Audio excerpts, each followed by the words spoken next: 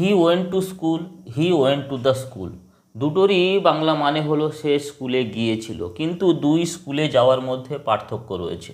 He went to school, দেখো এখানে দা এই আর্টিকেলটা স্কুলের আগে বসানো নেই, এর অর্থ হলো সে স্কুলে পড়াশোনা করতে গিয়েছিল, পড়তে গিয়েছিল।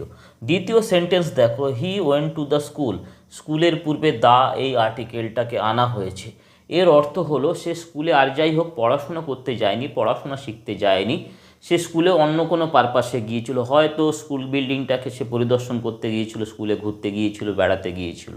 ঠিক একই রকমভাবে স্কুল কলেজে আমরা কি করতে যাই? পড়াশোনা শিখতে যাই, পড়তে যাই। চার্চে কি করতে যাই? প্রেয়ার করতে যাই, প্রার্থনা করতে যাই। মার্কেটে আমরা কেনা বেচা করতে যাই। বেড, বিছানাতে আমরা কি শুতে যাই, ঘুমোতে যাই। হসপিটালে আমরা কি করতে যাই? না ট্রিটমেন্ট নিতে যাই, চিকিৎসার জন্য যাই। প্রিজনে মানুষ কী জন্য যায়? না আসামি যায়, অপরাধী যায় পানিশমেন্টের জন্য।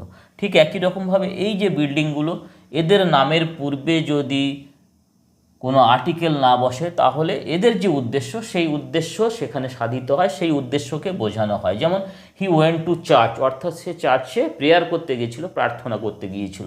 হি ওয়েন্ট টু হসপিটাল, সে হসপিটালে